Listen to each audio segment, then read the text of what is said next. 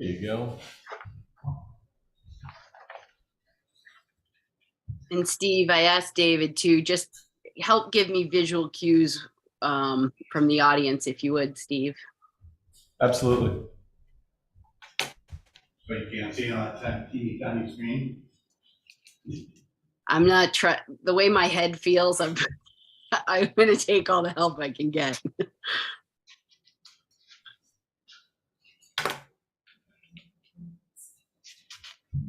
You're that 55 seconds early.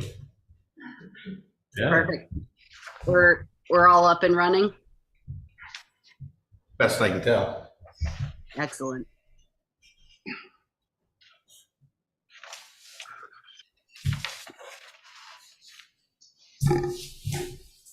Wait for that magic clock to tick over and get started.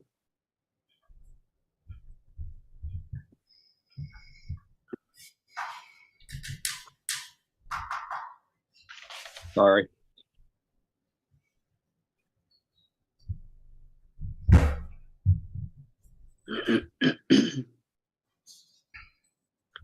All right, well, it's 6 p.m., so let's get started.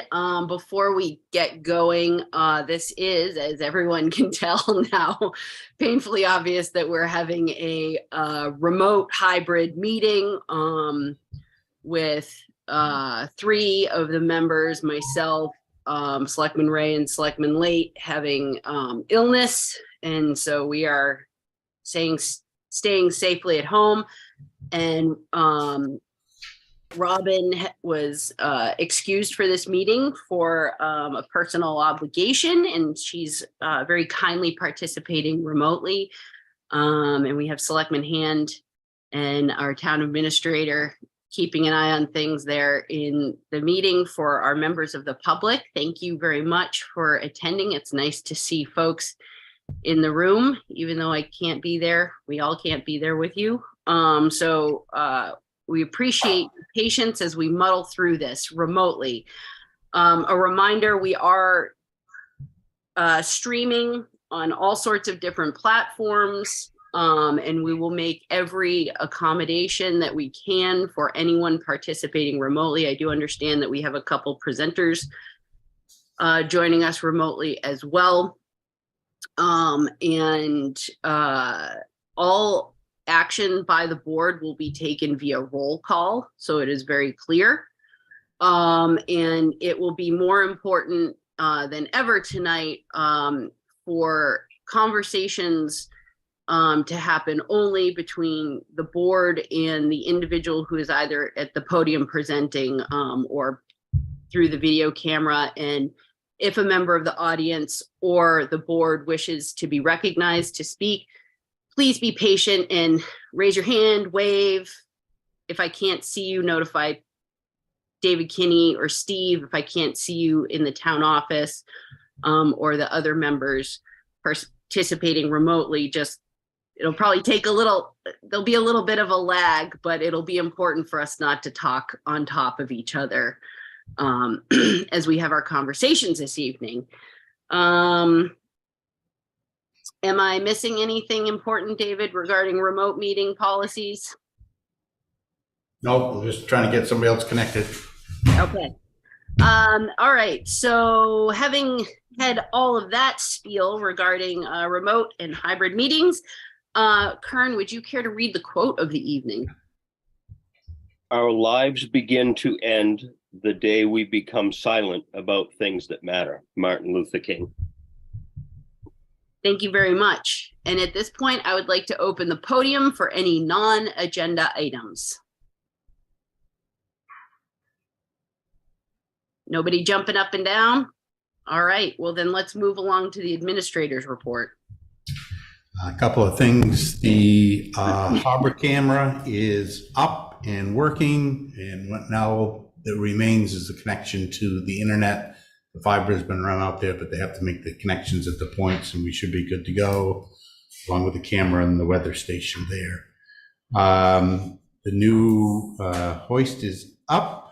It's not fully functional as yet. It still needs to be connected hydraulically and the line put on, but it's a whole lot further along than we were a while ago. Our Moody Mountain Road culvert that was failing has been replaced. That will be gravel surface for that trench for probably a couple more weeks, and then we'll get paved in. Our Townhouse Road box culvert project commences this week. Townhouse Road will be closed to through traffic as of some point early next week. For the duration of the project, obviously, public safety providers can get in from one way or the other, and residents can get in and out, and they've been informed of that. And we're all watching our friend Lee that's in the Atlantic somewhere churning and heading north at some point. We got our first briefing from Waldo County EMA today. Kind of wait and see attitude, but they're just getting out the word now. So if anybody out there is concerned, now's the time to do preparations, because it'll be upon us before we know it. They are anticipating hazardous surf and rip currents as early as Wednesday, and everything else is too early to tell in terms of wind, rain, and coastal flood impacts, and keep monitoring. Beyond that, in the agenda, I'm good. Okay. Any questions for David on the administrator's report? Seeing nothing, let's move along to upcoming meetings and announcements. All meetings are here at the town office unless announced otherwise. The planning board meets Wednesday, September 13th, 7 p.m. Conservation Commission is scheduled to meet Thursday, September 14th, 4 p.m. Athletic Infrastructure Committee, Thursday, September 14th, 5 p.m. The Lincolnville Select Board will be meeting with the Northport Selectmen on Monday, September 18th, 6:15 p.m. at the Northport Town Office. And the next regular meeting of the Lincolnville Select Board will be Monday, September 25th, 6 p.m. Thank you very much. Are there any upcoming community events anyone wishes to share? Yeah, Mike. Yeah, I just wanted to mention that the Lincolnville Heart and Soul group is meeting also on Thursday, 9/14 at 4:30 p.m. in the library. Thank you. Any other community events? Seeing nothing, let's move along to the meeting minutes. We have two sets from August 28th is our first set. I move that the board approve the August 28th, 2023 meeting minutes as presented.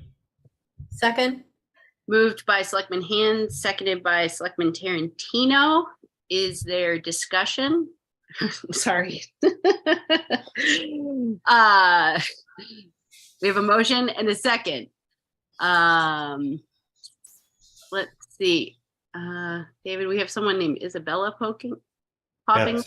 That's it, Ibby, for the next agenda item. I was trying to Okay. keep up. Okay, great. Okay, thanks. Is there any discussion? Seeing no discussion, Selectman Late, what's your vote? Yes. Selectman Ray, what's your vote? Yes. Selectman Hand, what's your vote? Yes. Selectman Tarantino, what's your vote? Yes. And Selectman Dunn, my vote is yes, the motion passes. Thank you. And we have a second set of meeting minutes from September 5th. I move that the board approve the September 5th, 2023 meeting minutes as presented. Second. Moved by Selectman Late, seconded by Selectman Hand. Is there any discussion? Seeing nothing. Selectman Late, what's your vote?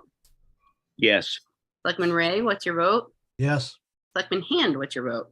Yes. Selectman Tarantino, what's your vote?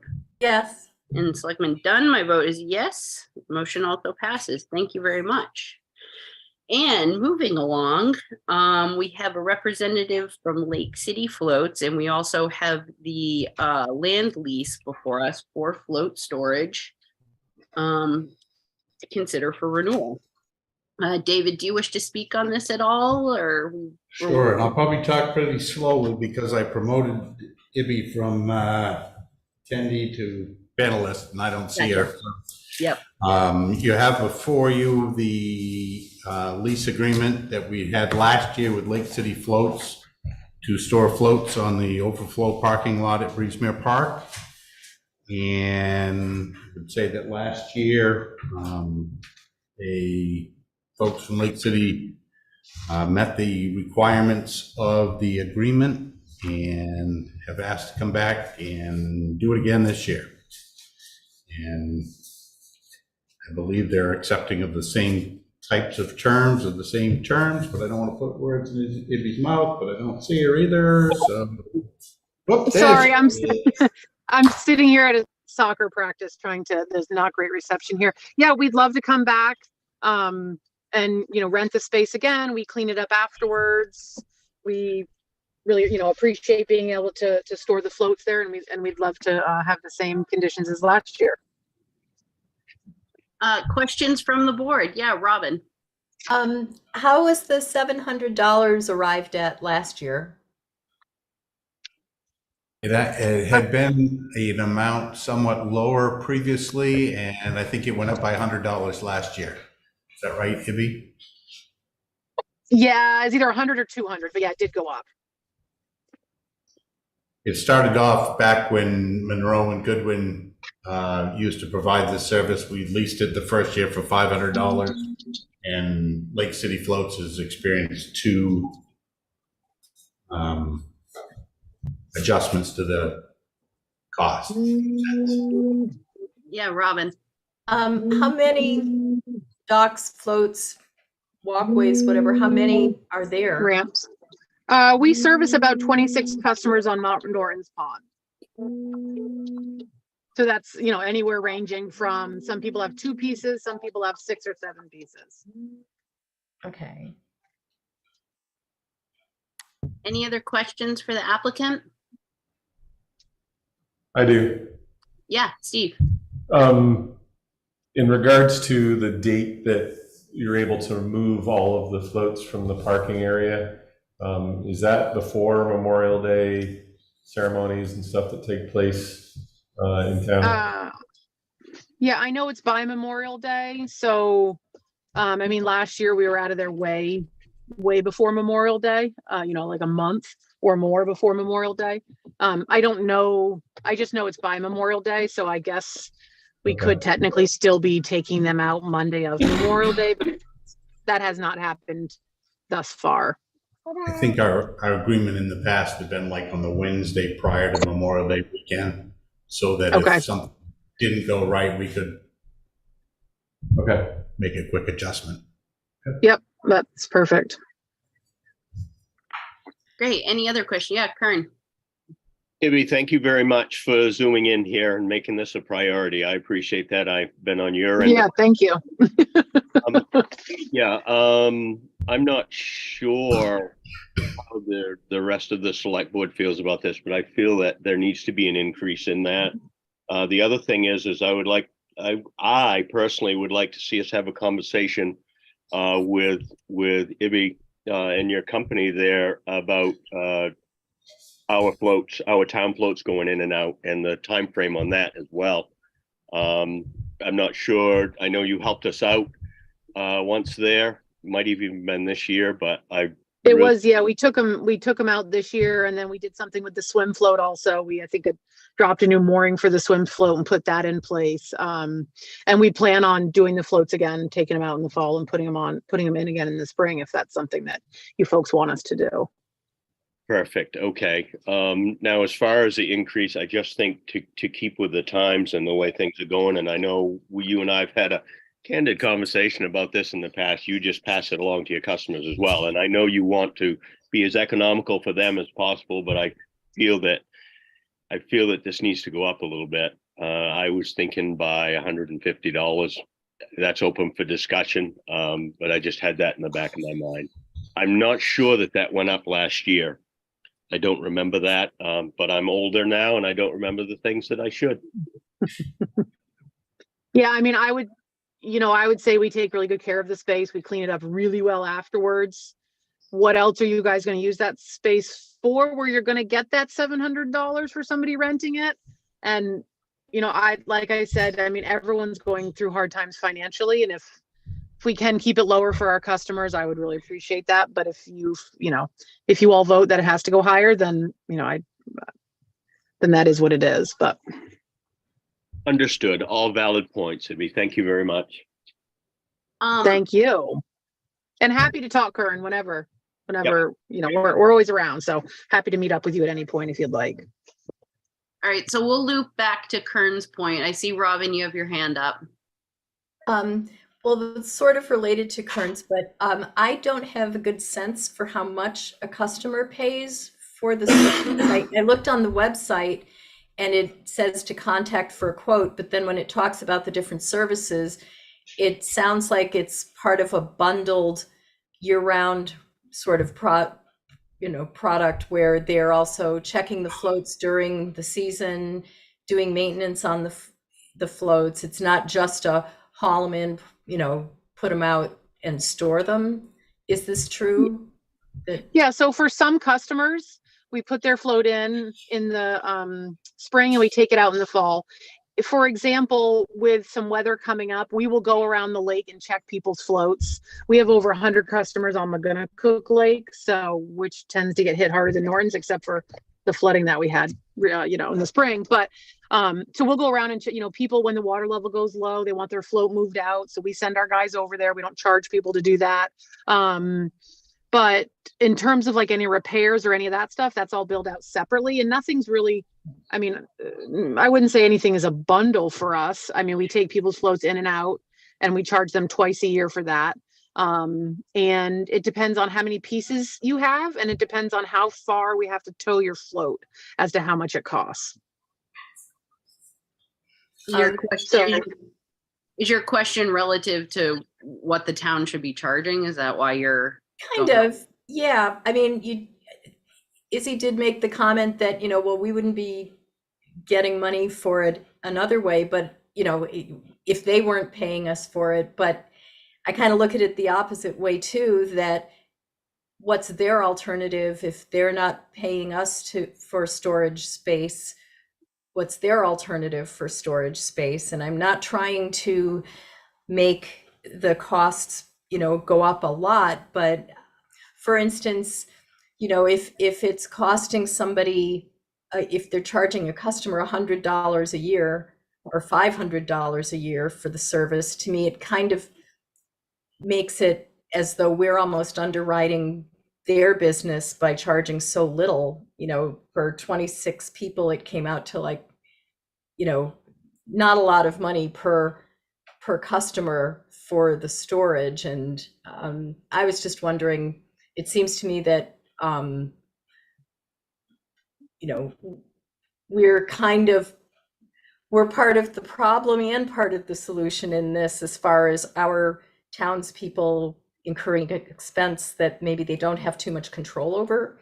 So, because what we charge then gets passed on to them. But by the same token, if we're charging so little that it, makes no real effect on anything, I guess I would say, why do you say that's so little? What do you have to compare that to? So why is 700 so little? Well, I was comparing it to 26 people. And, if you're doing 700 divided by 26 people, each person's $27 for the storage of their float. We had to rent just a small, 5x10 storage unit for a year down on 173. And it was like $70 a month to store stuff there. And granted, that's, out of the weather, but these are floats. They don't need to be out of the weather. So, right. Okay. Yeah, I get where you're going with it. I just don't have a good sense of, are we giving an incredible deal here? I think you've made your point well. Yeah. Kern, you had your hand up. Yeah, I didn't mean to open a can of worms here. I just wanted to keep with good business practice and the relationship with the float, with Ibby and her company there.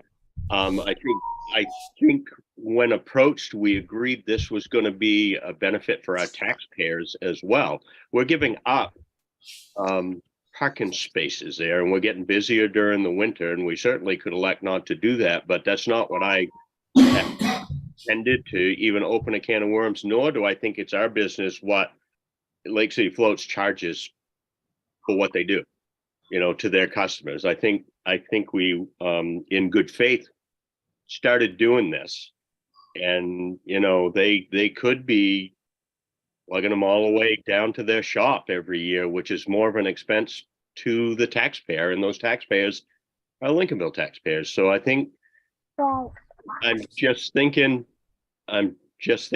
what I just said. I don't think we've increased our price for the use of the land in a couple of years, and I just wanted to visit it. I did not want to open up a can of worms of what Ibby's charging her customers, because, to be frank with you, it's none of our business. You have to pass along the cost of doing business to your customers, and however minute it may be, so be it. David, can you I confirm? appreciate that. Yeah, thank you. I wasn't, yeah. Yeah, sorry, David, can you confirm when our last price increase was? I thought we did it last year, but I think it was the year before last year. I don't think it was last year. I think it was the year before. I distinctly remember my question to Ibby. I said, Ibby, what do you think about the price? Are we good? Should it go up? And she said to me, Kern, I think the price is good. And I did that in front of the rest of the select.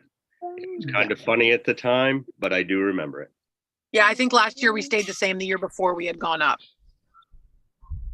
And to the woman's, I'm sorry, I don't remember her name, but to her question as to, I wasn't saying in a sense of like, what are you guys going to do with the space? You can do whatever you want with the space, and I'm sure you could rent it out. But what Monroe and Goodwin used to do when the water level always stayed a little higher, and they had very few customers on Norton's Pond at the time, is they would either bring them through the Ken Bailey, bridge area, what they could fit through there, or they would put them on a trailer and haul them all the way back to Boggs Bridge. Neither of which we are, we can't do the Ken Bailey Bridge because so many people have such huge systems now. They wouldn't fit through there, and the water level is always so darn low. So we want to keep storing them there. So whatever you folks feel is appropriate is something that we'll take on. So. Okay, thanks, Ibby. David, can you just verify just a third party chiming in on the last price increase? I don't have that in front of me. I could go look. No, it's okay. It's okay. It's fine. Sorry. Robin, you had your hand up again. Well, I just wanted to respond to Kern. I do think that it is our business when it's something that seems to be kind of a monopoly where customers don't have a choice. So that's why I think who else is going to ask about the charges if they don't really have a choice. That's the only reason I was thinking about it, that it's kind of like a natural monopoly here, isn't it? When I Googled it, I could find I tried every way I could think of to Google how I would find someone to pull my float in, and I couldn't find any business other than this one. So and so Robin, you've made your point, and it is, so the question on the table really is, so we have this lease renewal to consider. We have been charging them a price. Apparently the last time we raised the price was a couple of years ago. It has been suggested, and you concur for various reasons, Robin, that you think perhaps the board should consider exploring that price point. I don't think we need to belabor the whys and wheres of how a business in Lincolnville does their business, or the rationale for them asking us for a lease. But what we have before us is a business in Lincolnville asking us for a lease renewal to store floats in the parking lot at Norton Pond. And so I think we should focus our conversation on that. And so the real question before the board is, do we want to explore price increase, and what do we want to charge in an increase if we do? I think the only pertinent information that I feel that we should consider would be a cost of living increase, because that was significant this year. But outside of that, I'm also satisfied with the lease as it stands. So Kern, I'd be curious to hear where you stand so that we can move forward with this. Well, I'm good with the lease the way it is, although the cost of living increase is going on everywhere. So, you know, I would recommend to consider that.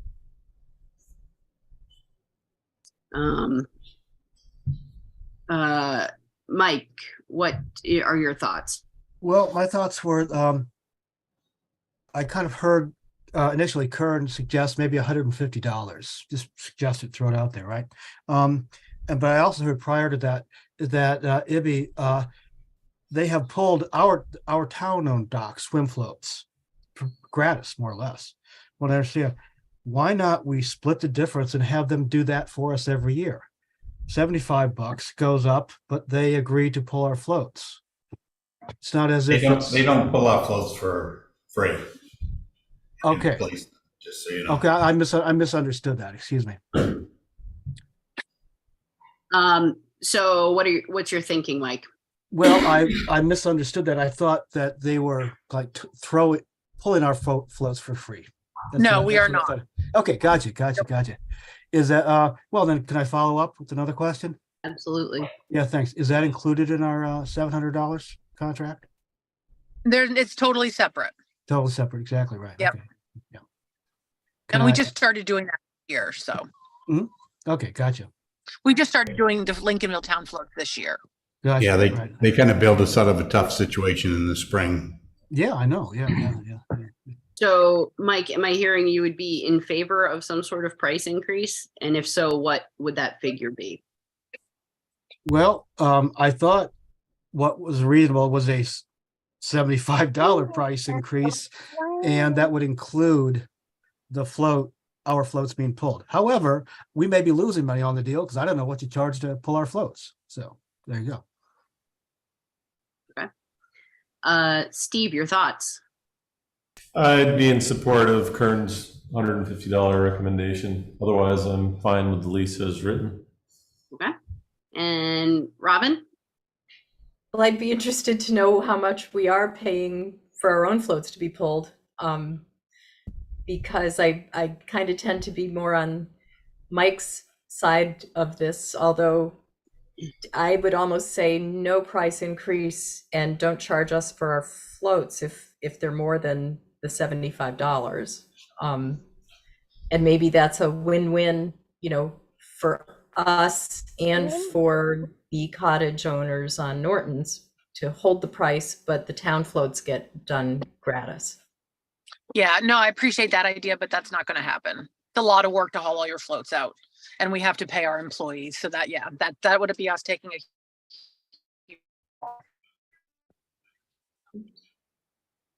You kind of froze there at the end, but I understood you were. I know. I'm sorry. That would be I don't have great reception. No, that would be a huge hit for us. We have 3 employees that we have to pay. So we'd be losing money if we did that. So that wouldn't work for us. But thank you for the idea. Again, I would caution the board with muddying the waters too much with other conversations. We have a lease that these folks have had for years. And so I think we need to focus on the lease that we have at hand and coming up with what we feel is fair and reasonable and moving that forward. So I guess with that, I'd love for someone to make a motion. I move to authorize the town administrator to sign an agreement on behalf of the town that allows the use of the town-owned property for float storage by Lake City Floats with an increase of $150 from last year. Second. Moved by Selectman Hand, seconded by Selectman Late. Further discussion, since we've discussed this at length. Robin, did I see your hand up? Okay. Is there any discussion? Seeing no discussion, Selectman Late, what's your vote? Yes. Selectman Ray, what's your vote? Yes. Selectman Hand, what's your vote? Yes. Selectman Tarantino, what's your vote? Yes. And Selectman Dunn, my vote is yes, the motion passes. Thank you for your time and your conversation on this, and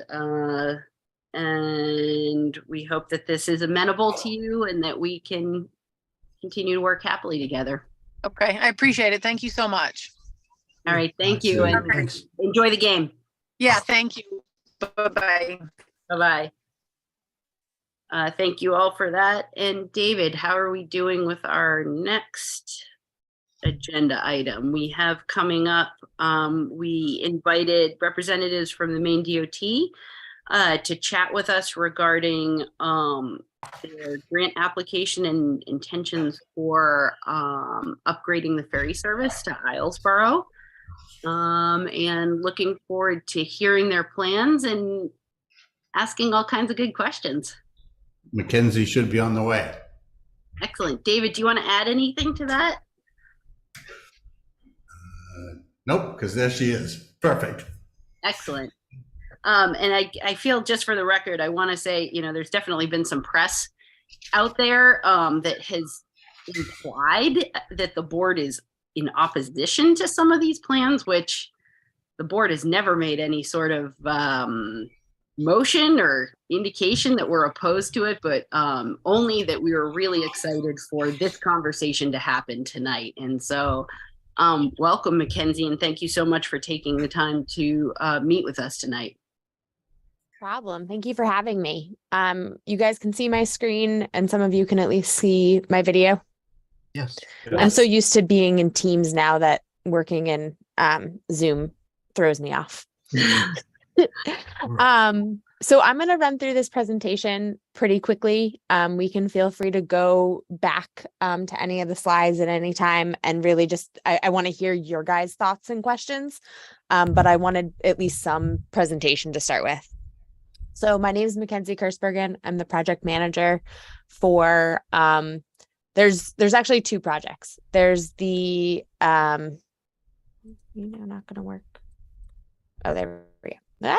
Okay. Well, I skipped it, but you guys all know that the boat goes between Lincolnville and Islesboro because you live in Lincolnville. So, oh no, I did get it to work. Okay. So there's actually two projects. We have the boat itself, that is a replacement of the Margaret Chase Smith. And then we also have, kind of side by side, ferry terminal upgrades projects in Lincolnville and Islesboro. So the Lincolnville to Islesboro route is 3 miles, about 20 minutes, operates year round, public transportation, 7:30 to 5, and about 9 trips. I know it varies in the summer to the winter, but on average, 9 trips. This is just a little background on all the ferries and how old they are. So the Spear is the newest. The Everett Libby is the oldest, which is actually also being replaced, separate project. But as I said, the ferry replacement boat came first. It's nearing its end useful life.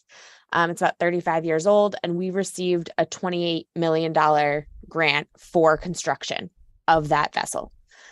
So we are now in the process of designing that. We have gone, this meeting, I believe how you guys heard about this was Steve Cole, one of our planners at DOT, reached out to the town of Lincolnville to write a letter of support for another grant for the ferry terminal upgrades in both Lincolnville and Islesboro. And we only gave you about 2 days. And we knew that was incredibly short. The federal government only gave us about 2 weeks. So we had to figure out what we actually wanted to do and how to write it. But basically, this is how it came about. And if you wanted to see the notice of funding, this is the website, and I'm happy to share it afterwards. But we're thinking that this project is going to cost about, $20 to $25 million. And that's adding a dolphin, making sure that we're complying with ADA, installation of charging infrastructure. And again, this goes back to that original grant for the boat, where it was a low emitting, zero emissions boat. We also talked with I could not figure out how I wanted to organize these slides, and apparently it's still not how I wanted to organize them. We talked to the advisory board, which Maine State Ferry and people from the islands. I don't know if Lincolnville is actually on that as a land side, but we had conversations and surveys. They were concerned about the vehicle and passengers access getting on and off the boat, both cars and passengers. They had a desire for an electric boat. They had increased vehicular capacity as well as passengers because about 50 students use the boat from Lincolnville to get to Islesboro. And then they had some stuff about extras of Wi-Fi or, you know, being able to sit in the compartment and plug in a USB to charge your phone during the trip. So the existing Margaret Chase Smith was built in 1987. It's about 167 feet long, 40-foot beam. The passenger seating is about 150. There's interior and exterior seating for a total capacity of just shy of 225. And the vehicles is about 30. If it's all cars, it could probably be a little bit more. But if there's 3 tractor trailers on that or 3 dump trucks, that vehicle capacity goes down probably about 2 or 3 for each truck. So after we talked to the advisory board, again, right now in my world, going back in time, the only thing we're thinking about is the boat itself. So we're designing a double-ended ferry. That's going to be a plug-in hybrid. We're increasing the boat length to just over 200 feet. We're maintaining the beam and berthing dimensions. Also increasing that car capacity to about 40. Again, that's going to be less with dump trucks and tractor trailers, and then maintain or slightly increase the passengers. So we actually came up with 3 different designs. This is the one that we've chosen based on the previous thing. So the interior and exterior seating, they're still both. The total seating has only gone up just a little bit. But the capacity has also stayed the same. Like I said, the vehicular capacity is really what we tried to increase. So we got about 10 more cars or, you know, potentially 5 or 6 more cars with a full tractor trailer load. This is a symmetrical design. Some of the other ones we looked at were asymmetrical. I don't remember this, but the Muskie that was there before the Smith was an asymmetrical design and also a double-ended ferry. Again, going to the ADA, this boat will need an elevator because as I'll go forward. So this bottom picture is the where all the engines and battery room and drive shafts and motors and things that I'm learning every day. This top section is really where you're seeing all the cars. So it's still tight. And again, we're keeping that 40 feet because even though we're doing ferry terminal upgrades, which I promise I'm getting to, we didn't want to redo every single pier or dolphin and fender system to make that wider. So we are trying to limit, but also get a bigger boat. And then as we keep going up, the bottom picture shows the tractor trailers of what it would look like and these 2 cabins. So in the middle, that's where there's an opening. And then the top has this exterior and interior seating. And then this one also had 1 pilot house. So some of the other designs, we were looking at 2 pilot houses and putting seating in the middle, and the captains from the ferry service really weren't keen on that idea, kind of not eliminating the reason for a double-ended ferry, but close to it. So once we decided that we were going with a plug-in hybrid and looking at one with fast charging for this plug-in hybrid, we had to get a lot of partners on board. So because the boat is about 35 feet longer, we do need an additional dolphin in both Lincolnville and Islesboro to have the boat lay up against that one side. So as I said, we're already starting to design the boat with our naval architects, which is Gilbert and Associates. We have a proposal from Stantec to do these site work terminal upgrades, which include the additional dolphin, and that means wave fence and the gangway and stuff that goes along with that to basically extend the pen. Also, the fact that it's a plug-in hybrid, meaning that we have both batteries and diesel generators on board. We need an integrator company which we've hired ABB. We went out to RFP. We had 10 applicants and we interviewed 5 of them, and we chose ABB based on their presentation and their interviews and our scoring. We've also had to work with energy consultant and the utility CMP in this area. And then continue coordination will be with the shipyard once the project actually goes into construction, again, with all these parties. So as I mentioned, a plug-in hybrid. So this boat will have batteries on board, and it will also have a diesel generator, Cat C18s, which is what we have in our other ferries. So for maintenance reasons, that keeps continuity. The batteries would power a motor driving a single fixed pitch propeller at each end of the vessel. And even if my understanding is that even when it's an all electric, or even when the diesel generators are working, it would still end up going through the electric battery configuration. So that's a key part. And again, that's why we kind of needed that integrator. The recharging capacity and how much and how often this boat can run on all electric is dependent on a few things, dependent on what we have for power from CMP, what we can size the boat to. And I'm sorry if I'm kind of jumping around. Like I said, there's a lot of information, and depending on which route you want to go, it makes sense. But this is the Lincolnville terminal. So this is kind of starting to look at the ferry terminal upgrades project. So as you can see, the gray squares, those are the existing piers and dolphins. And then this is showing 2 additional dolphins.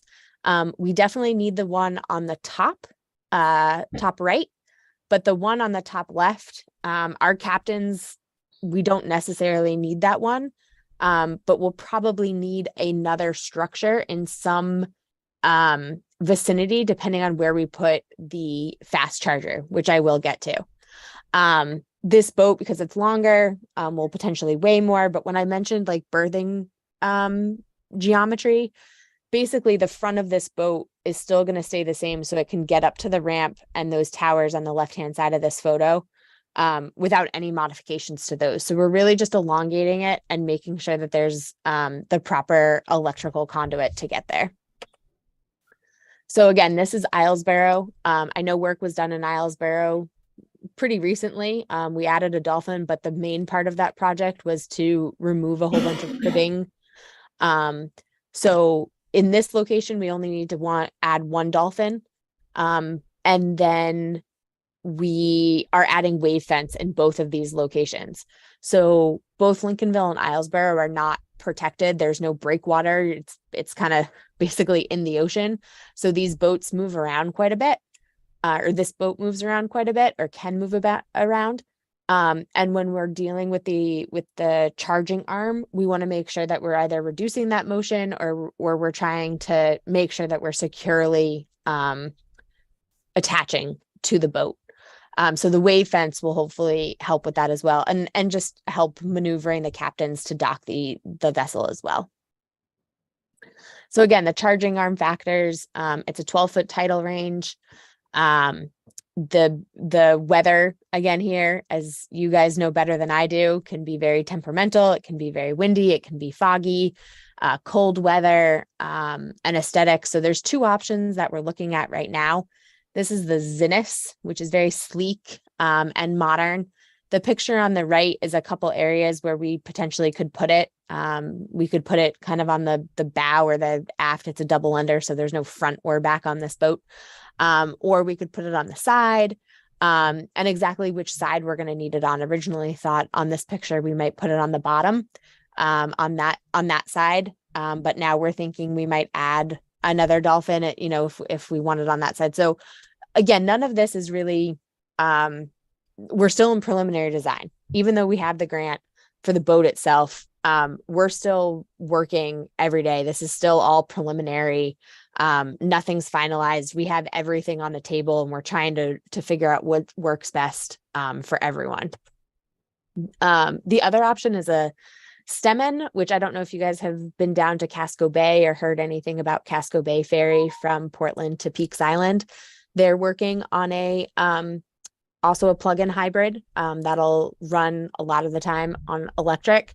And this is the charger that they're using. So it's a little bit bigger, but it does have the capability of handling, it might have the capability for the tide changes and the weather to actually have a better connection. But again, we're still working that out. So we're also looking at e-houses, which basically to have this as a plug-in hybrid and have the option to run all electric. There's quite a bit of electric equipment, switchboards and transformers. I don't know how many of you are electricians or know anything about electricity. I knew very little. I'm learning more day in and day out. But basically this houses a lot, and the advantage of having an e-house on shore is it reduces that amount of equipment that needs to be on the vessel. And we already don't have a lot of room on the vessel. So we want to try and keep it off the vessel, not only for room, and I'm not just talking about people, I'm talking about in the hull for the batteries, for the engines, for the rooms, for all the things that actually make the ferry run. And we have some Coast Guard limitations there too, for where we can put things and what rooms and weight requirements. This stuff, also weighs more. So we're looking at this option. As I mentioned, there's going to be batteries on the boat. So we've looked at kind of how fast the boat is going, the load profile. So we've actually gotten the existing data from the Smith boat to try and figure out like what's its average speed, when does it slow down, what are we saving from, right now the boat backs into Lincolnville, so it turns around. How long is that? Will that save time or add time? The fact that we're adding cars for unloading and loading, that's going to add time, trying to keep the schedule. So there's all these factors. You can't just look at one thing and keep going. So again, I kind of mentioned this how much power and working with CMP. So Lincolnville, we've confirmed, has enough power to fast charge this vessel for what we need based on the load profile that we have right now. And again, we haven't gotten into the nitty gritty, really still looking at kind of high level, but CMP has enough, but the demand charges are incredibly high. So we're working with an energy consultant to try and figure out when and where, basically when we can charge it, if there's off-peak times, do we need batteries on shore to kind of do peak shaving? So we would be, and again, it's all amounts to how much power you're drawing at one specific time. The boat sleeps in Islesboro, and right now it gets plugged in every night in Islesboro, even being a diesel, strictly diesel boat, and it would continue to charge. It's currently single phase. We might need to upgrade that to 3-phase, but that's basically just changing a transformer, and we're working with CMP for that. So Islesboro is getting significantly less changes at this point in time, other than adding the Dolphin, because the fast charging will be done in Lincolnville. Islesboro does not have the capacity to fast charge. We would brown out and or black out the entire island every time we plugged in a fast charging. So this is some really good information from ABB that I can kind of send it along. I hate reading directly from a slide, so hopefully you guys can read it for a little bit. But this is talking about potentially having batteries on the shore to trickle charge, like the boat trickle charges at night, which doesn't put an impact on the rest of the customers. When generators would end up be used, we're striving for all electric, but there's a lot of factors, as I've mentioned some of them and can go into more detail, that might just not be possible. And so when are we using the diesel generator backups? What makes the most sense for people, for the environment, for cost reductions? So this is something that the shoreside energy storage, again, it kind of looks like an e-house. It's a container. You can spruce it up a little bit. This is just something we got online. We've done very little. And really, I've started giving presentations internally on this, probably starting in like April or May. And just from then until now, I've had to change kind of my priorities or what I'm focusing on, because there's a hot topic in May, and then we kind of resolve that. And in the last 2 weeks, it's really been talking with CMP and talking about the shoreside energy. So I don't have a lot on it, just that it's a possibility. So as I said, there's a bunch of factors of how fast is the boat going, well underway, how much does it slow down to dock? That really factors in with the design of the boat and what we need. As I mentioned, schedule, more capacity means longer to load and unload. So we're saving a little bit of time by not turning the boat around. We have the peak demand charges. We push up against the dock while loading and unloading. So there's a chance that maybe, we can go all electric during loading and unloading, but we go diesel while underway. So that we're kind of creating a better experience for people getting on and off, and for that terminal in itself. There's thoughts that maybe we only have the battery capacity enough on the boat to charge it when it's in Lincolnville for that 12 to 14 minutes, and that gets it to Lincolnville, but then that goes to Islesboro, I'm sorry, but then every trip from Islesboro back to Lincolnville would be run on diesel. These are all questions that I have out there. I don't necessarily have answers to them. As I said, we've already increased the length as far as we can go. We already are adding these dolphins. But if we had to change the beam, which is the width of the boat, or even make it longer, that changes what subchapter this boat is from the Coast Guard, and then that changes design requirements and evacuation routes. And it wouldn't necessarily help the batteries. You get into this endless circle of, okay, well, you make the boat longer, you can have more batteries, but now it's heavier. Now there's more resistance. So now I need more batteries. So now I need to make the boat longer.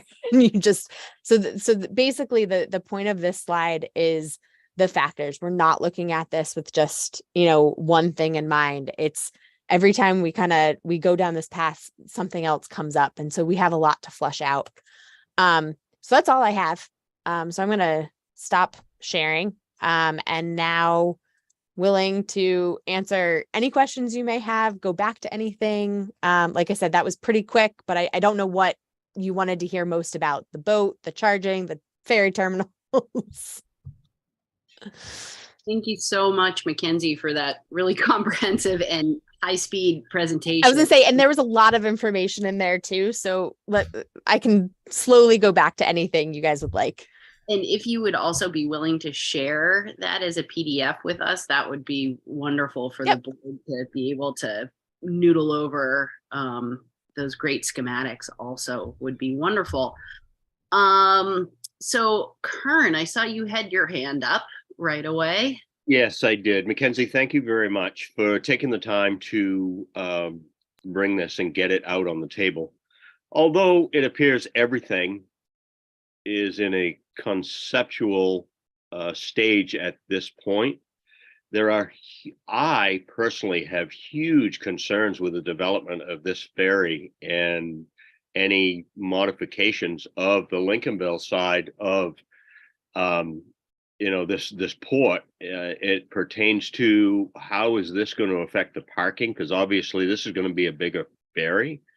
How is it going to affect our harbor and our mooring field?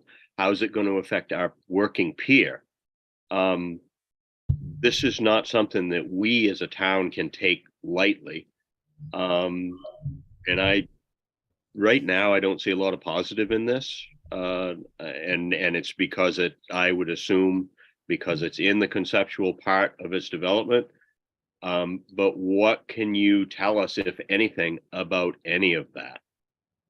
So even if this boat isn't all electric, it's going to, or even hybrid, if we completely replaced it as is, the ferry service and the island board advisory and kind of what was in our workplace has agreed that it's going to be a longer boat. It's going to be about 200 feet. We're not changing that. We want to get more cars, primarily more cars, because there's also quite a few cars that queue up and miss the boat in the summer, and continually then have to wait for the next boat and or have to wait an entirely new day. So the 200 feet that was in the RFP, no matter what else happens, that's not going to change. Therefore, it does need a new dolphin. We have the general location of that. We actually just had a survey done of the entire terminal this past week. And we also had an eelgrass survey for wetland impacts as well. And I can get more information for you based on what I know with like the harbor and the moorings. I don't think that's going to change anything. If anything, because we're not turning the boat around, there's potentially more room because it'll be a straight route. So I think that's a wash, but I can get you more information on that. And then parking, we know that parking is an issue. We have another project with another project manager who is looking at parking. That project is even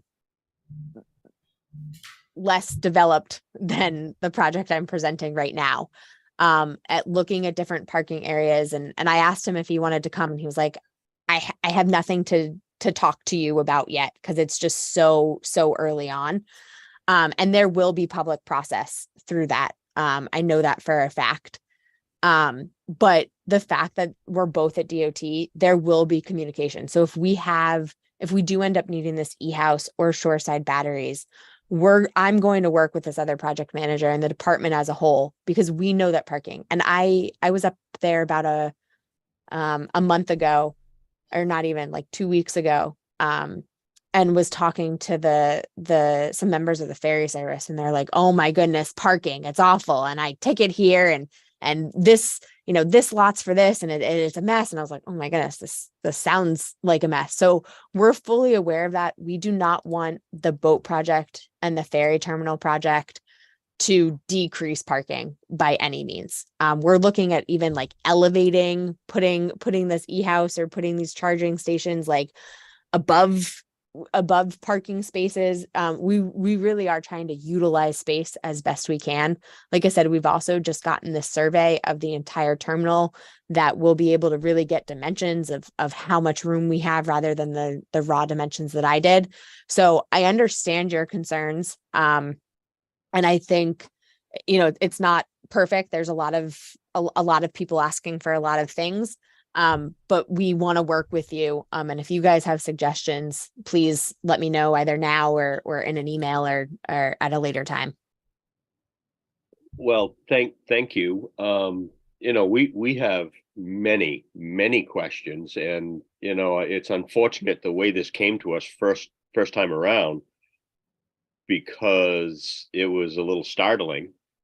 And like you said, the timeline there was hardly any timeline there. And, we as a town are going to need to be involved in just as much of this as we possibly can, to protect our vested interest. I wonder about dredging. You got a bigger boat. There'll be no dredging. We're keeping the draft of the boat. We know what it is, and we're maintaining that, so we don't have to dredge at this location. Okay. I feel that as time goes on, we'll get to know each other very well. I look forward to it. Thank you. Yeah, Kern, I feel like you sort of hit the big ones, and I feel like I'm excited for this project because I think it's exciting. I mean, I grew up on Vinyl Haven, so the ferry, the Everett Libby was something that I wrote. Not to date myself, but it's always exciting with these new boat projects. So I think that's great, and I think it's really great for our neighbor community, Islesboro. It'll be really good for them. Probably be really good for them if they get 3-phase power. But I will echo, Kern, in that, our harbor infrastructure is really wed to the DOT. We're like the little appendix off of your road and your infrastructure that you maintain. And so we really depend on a good relationship with the DOT for access. And we have in the works our own sort of baby projects that we would like to see go through. And so for me, when I hear, some significant infrastructure change, and you mentioned this other very natal project that is happening regarding parking, I would certainly like Lincolnville to be considered, a vested party and, part of the ongoing conversations that happen, so that we can be part of any of the development that happens there, so that we can work in concert and positively for our harbor users and our citizens who need to access the ferry service also, and rather than kind of hearing about it after the fact. So parking is a huge one, but working in tandem with the DOT if we can for our other infrastructure improvements that we would also like to make. And so if they happen concurrently, that would be wonderful. So the schedule for this, because I don't actually know if I touched on that, we're in preliminary design. So for both of these projects, the next milestone is a preliminary design report or preliminary rationale, where our consultant, both the naval architects, our integrator, and our civil site designer will coordinate, but they'll probably all also write their own documents of some sort of rationale that they've gone through all the alternatives, so that we've looked at replacing it with a strictly diesel. We've looked at it with replacing it more as a hybrid, like the way a Prius works. And this option where we can run it with this fast charging it in 12 to 14 minutes. It's loading and unloading. And that can get us, either from Lincolnville to Islesboro and back, or only one way. And again, through that, and then whether or not we choose the peak demand charges, or whether or not one of the things I didn't touch upon was this transformer. CMP will supply a transformer to their customers if it's 2.5 MVA or smaller. But if it's larger than that, then the customer has to own it. Well, typically DOT is not in the process of owning transformers.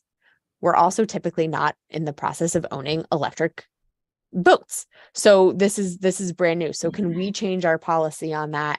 And then that depends again on how many batteries and how much power we can draw. So there's just so many factors. But ABB is like, every time I email them with like another question or another scenario, they add it to their list.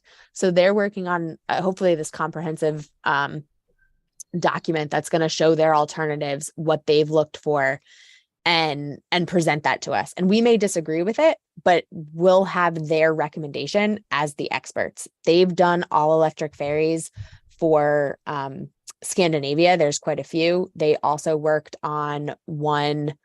They're working with the Washington State Ferry electrification plan, and they were the integrator for the Maid of the Mist, which is also which isn't a ferry. There's no cars, that's passengers only, but that's all electric. So their experience is very deep. And so we are taking we hope to take their recommendation with all the things we've thrown at them to get a comprehensive, to say, we didn't just pick this design alternative out of nowhere.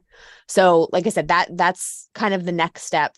And I'd be happy to distribute those documents to the select board once they've been reviewed internally. And then I can come to another select board meeting, or we can just, talk after that you've had a chance to review those. And then we'll start working on the design. But so we're kind of in that in between. We're thinking of ideas, but we haven't flushed them all out, but we're not coming with like nothing. We're not coming with that blank plan. That's very hard to say. So we want these comments. We want your feedback. And that, again, that's why I'm here. So the next big one is we call it a PDR, but in the boat world, they call it different.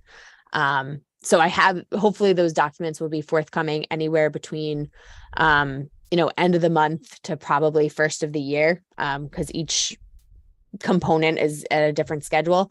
Our plan is to get the boat plans finalized by spring or summer of 2024 and get that to a shipyard before 2024 is over.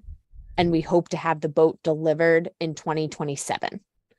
And then similar, the design for these ferry terminals is a little bit further behind, but flushing out the ideas, working on final design in 2024.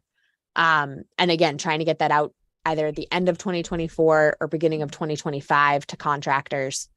And then giving them 2 seasons, because it'll probably be winter work. I don't know if you guys are familiar with what's going on at Bass Harbor and Frenchboro and Swans Island, but our in-water work window, because of fish and eelgrass and environmental, typically happens we're allowed to work in the winter. So we'd give them 2 seasons, especially if we got it out in 2024, because then they would have winter 25, 26, winter 26, 27. So hopefully it'll coincide that the construction of the boat and the terminals would all be done in 2027. Thank you for that. Other questions from the board for Mackenzie? Oh boy, I see all kinds of hands. Steve, why don't you jump in here? Thank you. Thank you, Mackenzie. Very informative in what you presented. Vice Chair Late and Chair Dunn definitely covered most of the points. The only concern I had from one of your comments was around the parking project is even less developed, and to me, the parking project will need to be front and center before 26, 27 of those dates that are being thrown out there. It is a serious issue. We have instances where we're being told by users that ferry terminal workers are telling people to park up in the town parking areas and stuff when they're using the ferry, etc. So whatever message you can pass along that project needs to be front and center with us at the table is important. Yeah, no, I think that's known. It's just, it wasn't the right time to come. And again, this all stemmed from the ferry terminal project. Yeah. So I will continue to stress that. But I think, like I said, when I talk to the ferry service, they get it as well. So it is a priority for all parties. Robin, you had your hand up. Yeah, my question is about the batteries and electrical generation, and sort of also would tie in with the parking lot. You see a lot of parking lots now in Massachusetts. I just saw them this weekend, where they've got the elevated generation panels, which kind of, it's nice because it shades the cars underneath, and kind of gives some weather protection, but it also is giving you electricity generation. And I didn't know whether that was something that you would be looking at kind of coordinating with the parking lot project in order to maybe help with your battery issue too, as far as, or not the battery issue so much as the electricity, the demand issue. Are you talking about solar panels? Yeah. So, the engineers on our team were all, we asked this question probably a month ago. We're like, oh, what about solar panels? And all the engineers were like, yeah, cool. I want to go dig into this. And that's super cool. And then we were like, wait a minute. We have a grant that we're obligated for funding. And we kind of have a lot of factors. So we're not pursuing that at this time, but that doesn't mean that the infrastructure won't be available to it. So in 5 years, if there's another grant or another project, we can look at it. But right now, adding that to this plate it's frankly too much. We don't have the capacity. We don't have the money to look at that. But the boat and the infrastructure, whether it's that e-house, if we wanted to add solar panels in 5 to 10 years, that would be quick. We wouldn't have to do major upgrades. It could just be adding solar panels. It wouldn't like, oh, we have to go change this switchboard because it's not compatible with that solar panel. But we opened it up and we closed it quickly, and it mainly for time and money, because that does dictate things as well sometimes. And so the same would go for the parking lot project, which, as you said, was much more in a design, earlier phase. There's not an opportunity for them. It might be. Again, DOT is we get once projects come up to where I work in project development, we have a scope of work. We do not like scope creep, and our bosses do not like scope creep. And it's very difficult. And I understand it too, as a citizen, as a member of the public, of, well, I don't understand. The parking project will primarily be a parking project, whether it's acquiring land, whether it's building a parking garage, whether it's reforesting. I know those are like two options. I'm just throwing those out there. It's not my project, very early on, but that's what they're going to focus on. So again, I doubt that the solar would be part of that project either. I think it would be a few years after this to kind of develop and add on, especially with technology changing. We're looking at lithium ion batteries right now, in the boat. In 10 years, we could be looking at a solid state battery, which all of this could mean nothing to you, because a few months ago, it meant nothing to me.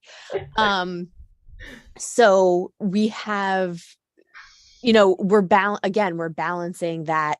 We could build this boat to have extra capacity and have this, and anticipating that CMP is going to improve this, and anticipate that solar power, and also remembering, like, what is our scope at hand? What are we trying to accomplish with the grant? And how much longer does the Smith have in operation? It's also ending its useful life. We need a new boat to meet that need as well. So not discounting anything, really just factoring it and weighing the pros and cons and the priorities of the full picture. Okay. And you also decided then that wind generation wasn't a component for the boats. Boat, right? Yeah, we haven't talked about that at all. I don't know if that really hasn't come up at all. And I don't know if it would, or if it makes sense. DOT typically doesn't do wind projects either. Well, because I had seen on some newer cargo ship kind of things where they have these wind generators that are integrated on the ships. They sort of look like smokestacks. They're not the big, rotating things. There is something out there for marine architecture. That's interesting. I know nothing about it. Okay. Anything else, Robin? Nope. Thanks. Okay, Mike, you had a question. Yeah, I do. Yeah. Well, first, Kenzie, thanks. And I certainly echo everything that's been said about the importance of parking, but also want to stress the importance of Lincolnville being a partner as this goes forward. And along those lines, when might we expect to be included in this? you mentioned reaching out to us, including us in the PDR phase, which I strongly hope happens. And I encourage you to do that. Get us all the documents you can so we can start a file. But also, can you give us an idea of when y'all DOT might be reaching out to Lincolnville saying, come and sit at the table? So that's whatever works best for you guys. If you want to come sit at the table, is it one representative from Lincolnville? Is it in the entire select board? Do you want to talk with our, designers and integrator and utilities? It really, I think I need to know from you what involvement you have. I have weekly meetings, if not daily meetings on this project with any various amount of people. So I think the question is, what types of meetings do you want to be involved in? Okay. I think you've got the sense that we do want to be involved in meetings though, right? Yep. Yeah. Thank you very much. Yeah. So I'm making sure I'm not leaving anyone out. I thought I saw the chair of our harbor committee. Does anyone in the audience want to ask any questions? And Steve and David, I'm gonna have to defer to you if you see You're all anyone. set. Okay. Fair enough. I think, Mike, to piggyback off of your question, I was going to ask Mackenzie what your preferred method of contact is. So it's a two-part question, one for you. So preferred method of contact. And then the second question for the board. So I guess I'd ask you, Mackenzie, first, do you prefer emails? How do you like information coming in? I think for efficiencies and not wasting time on sorting through information and what's at the crux of stuff, I can feed you documents, the select board and or the town manager. I can feed you documents and you guys can kind of weed through it at your own pace, either together, and then you guys can email me individually, or if you think there's something of topic, we can bring you guys to the table, have another Zoom or Teams call or something. But I think email and just passing the documentation so that you have it is probably the most effective, at least right here, because I think any sort of regular meeting or trying to figure out what meeting is best to bring you guys in on without completely muddying the waters to the fact that we can't see anymore. I can't see that right now, but I'm more than happy to pass along the information and then really just take the direction from you guys once you have information. Great, thank you. And so my question to the board is, if there aren't any more specific questions for Mackenzie right now, is I feel like this warrants a follow-up agenda item from the Board of Selectmen to take what we've heard tonight and then to get the documents that we've seen in the PowerPoint presentation and to digest them and formulate maybe some more constructive action items, discussion points, that kind of thing, for us to kind of formulate a really constructive way of interfacing with Mackenzie and her project and her team and all of that. So does that sound good to everyone, that we'll, at our next agenda, have a follow-up conversation on this? And then Mackenzie, I would expect we welcome any and all documents you want to share with us. And then as a board, we'll have a sort of a consensus of our ask of how to be included in any questions we may have to offer you. Does that sound good to everyone? Yes. All right, great. Any other questions for Mackenzie, or can we let her go? Oh, David, yes. I just want to say that this is obviously a change for Lincolnville, but I think it's a good opportunity for both the town and DOT and the ferry service. I hear some positives and I hear some things that I question. I think I heard Mackenzie say this is double-ended boat, so it won't be turning in Lincolnville Harbor any longer, which I think is a Correct. positive for us. I think I also heard you talk about there'd be some sort of wave screen or construction as part of this project with the new dolphin, which potentially is another positive for us because it helps us create a little more calmer area. So I'm pleased to hear some things coming. I look forward to some more information. Yeah, and I'll just end, this boat and ferry terminal is not supposed to, is not detrimental to the town of Lincolnville. We want this to be a good project. We're trying to reduce carbon emissions. We're trying to look into the future. This is a really cool project. I never thought I would be doing this type of project when I went and worked at DOT.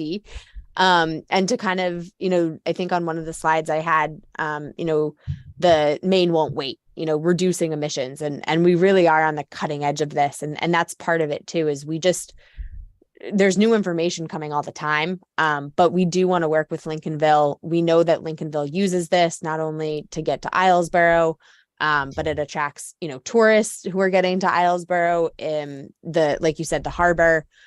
So we want it to benefit everyone and ultimately the state of Maine as we are the, state of Maine Department of Transportation. So I just want to leave you with that. Thank you so much for your time, Mackenzie. Have a great evening. Thank you. You too. Thanks. And thank you everyone for your questions and input there. If there's nothing further on that, we'll move along. We do have a couple of community interest forms. David, did you indicate that individual is going to participate remotely or no? She's on her way. Okay. Technology doesn't move as fast as we do. I like to think of us moving fast in one particular aspect. Well, will the board have questions? I will not. I think Tiffany would be a good addition to both of these committees. General Assembly. Well, I won't hold anybody up if anyone cares to make an initial motion.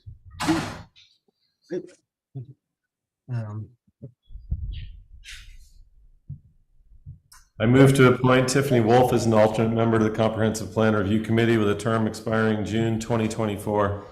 Second. Moved by Selectman Hand, seconded by Selectman Tarantino. Is there discussion? Seeing no discussion, Selectman Late, what's your vote? Yes. Selectman Ray, what's your vote? Yes. Selectman Hand, Yes. Selectman Tarantino, select person, Tarantino. Yes.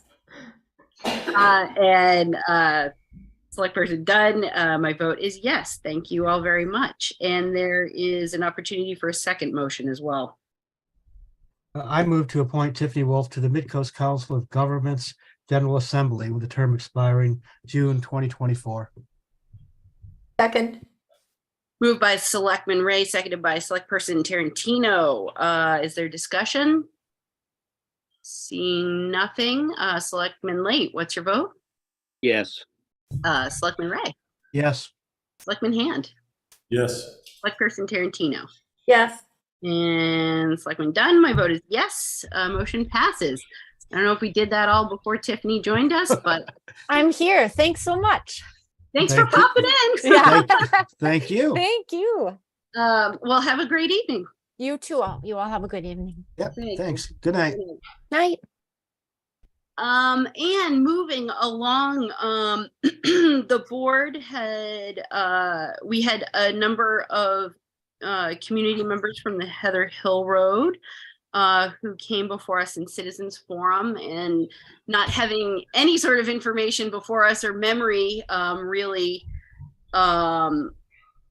as the board sits right now, we asked them to come back, which they kindly have, and I see that we have a number of residents in the audience from that area.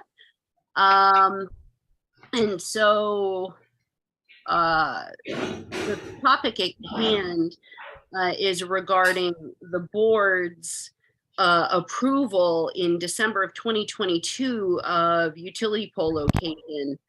And we have subsequently been informed by our town attorney that the select board is outside, well outside its window in order to revoke or rescind a pole location permit.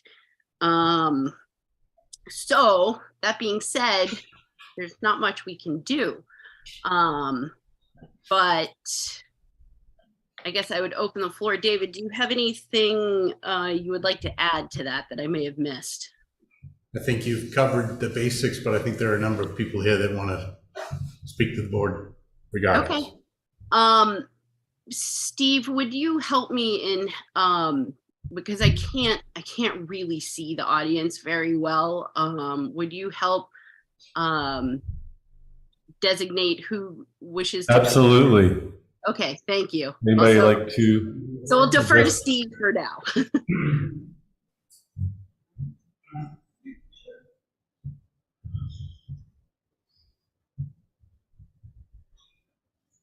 And a reminder for the folks speaking at the podium, just because we are in a remote, if you can just clearly state your name, and that way all the recordings and whatnot are copacetic. Thank you. All right, it's Earl Brown, 62 Heather Hill Road. Stacy Rossiter, 117 Heather Hill Road. I think since our last meeting, our position hasn't changed. We're all in favor of fiber cable, but we're opposed to the poles. Stacy has gone to great lengths to put a package together that hope you guys have received and had a chance to review. The one thing that gets me is it clearly states in chapter 11 of the planning board of subdivision ordinance that all utilities are to be underground.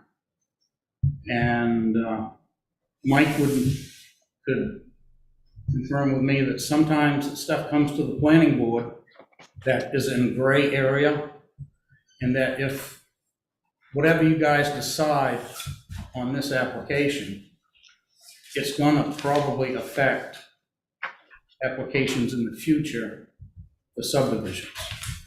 Because I'm sure somebody out there is thinking about doing a subdivision and doesn't want to do the outlay of the underground power, and he'll use this, or they'll use this as an out to get away from doing that. That's what concerns me as a planning board member, and I think Mike would agree with me.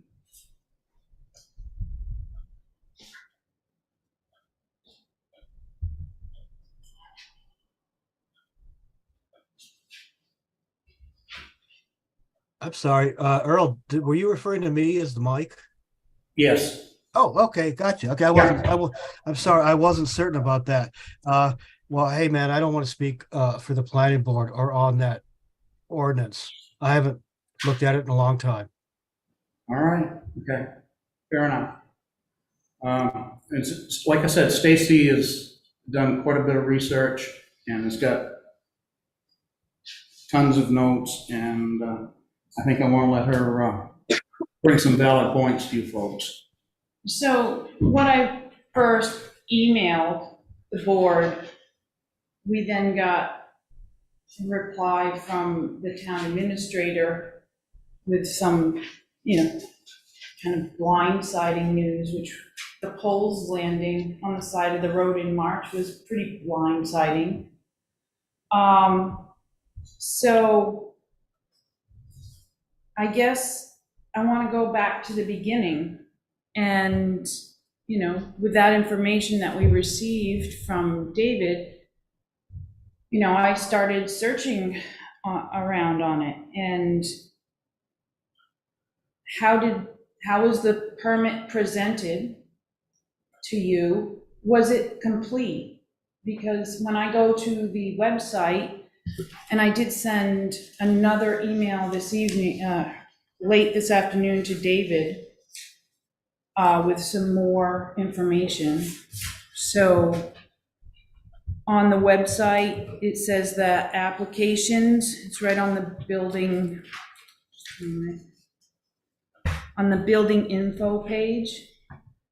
It states right in the first paragraph that the application must indicate if the proposed work is located within a recorded subdivision. And I'm looking at the application that was presented to you at the December 12th board meeting. I don't see that anywhere. So how could you make a decision accurately without having all the facts in front of you that were supposed to be presented? And then also in the package that Stacy provided you were letters from residents on Heather Hill Road stating that they are also opposed to the poles. They're not opposed to fiber, they're opposed to the poles. I think in the Heather Hill subdivision, there are 8 lots, and there's only one that's interested in it. And on the Bill Hardy subdivision, there are 2, 4, 5 lots, and 3 are opposed to the pole location.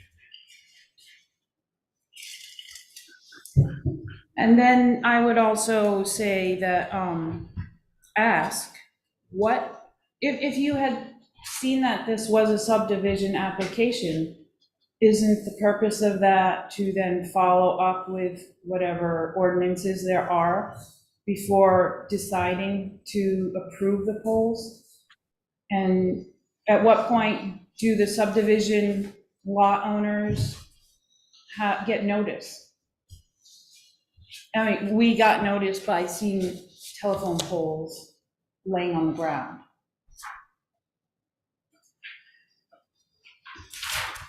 Does anybody want to answer any of those questions before we go on, or?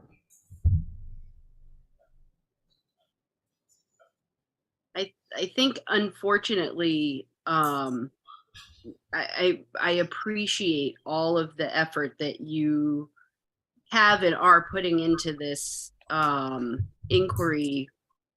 The fact remains that the application was approved by the board in December, and we're beyond the board's ability to address it. Well, why were you able to even review an application that was incomplete? Robin, you had your hand up. Well, because, yeah, when we got our packet and David's comment on the advice of the town attorney, I guess I really don't understand how the original action the board last December took could have been legal, because how could we have any authority to grant this when we have an ordinance that says utilities have to be buried, and the deeds have covenants saying utilities have to be buried? What's the point of those if the town can say, nope, we're going to put poles up? I'll defer to Kern. Looks like he has a comment.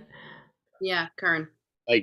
I can't legally answer that question because I'm not educated to answer questions like that, but I know there is a town road and a town right-of-way of which we were asked to approve a pole application. If I were on the other side of this, I feel I would need to know where the subdivision starts and ends. But I know I approved a pole application in a right-of-way on a town road. But there it states right on the, There's no consideration of covenants or anything when it comes to a town. yeah, my attorney did tell me that it's up to the subdivision owners to litigate anybody violating that within the subdivision. But my argument is why can't you now rescind an application that wasn't complete? I mean, why can't you take that risk of correcting that and see where that takes you and let the lawyers come and talk to you? So, Kearns,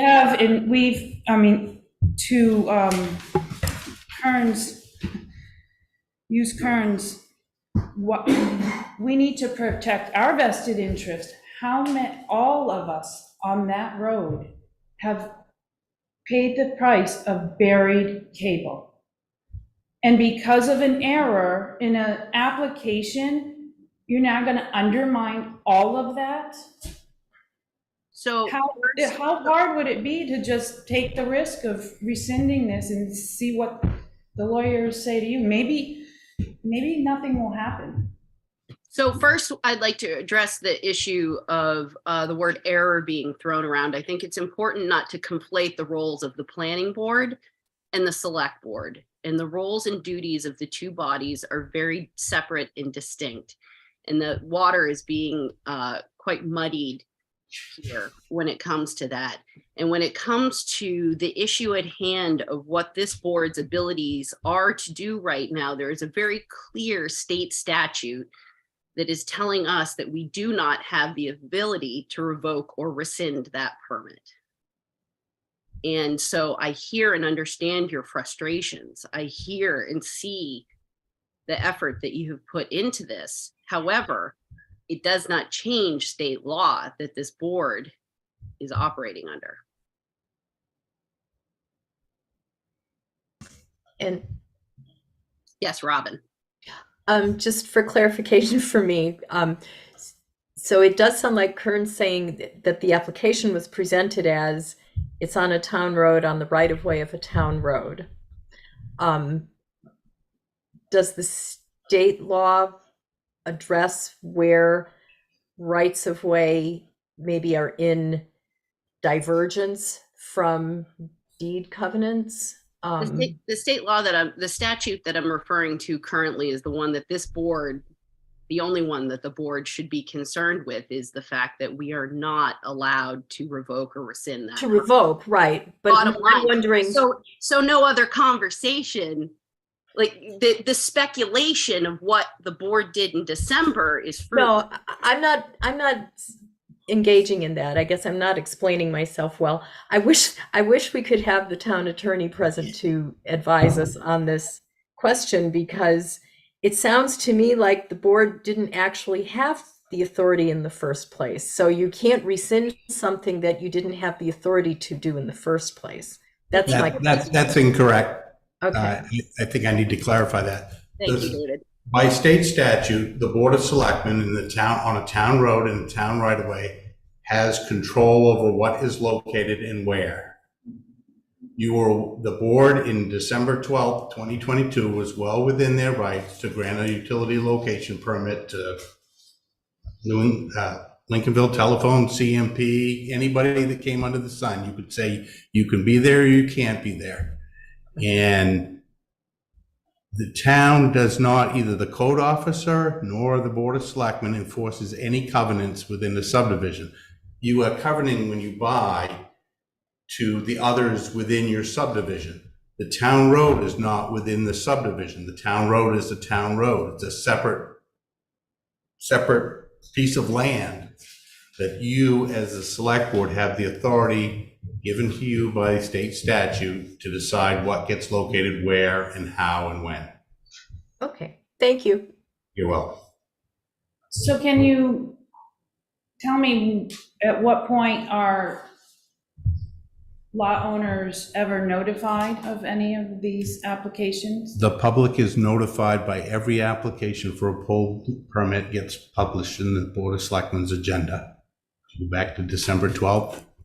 I'm assuming it says pole location permit, Heather Hill Road or something to that effect. Mm-hmm.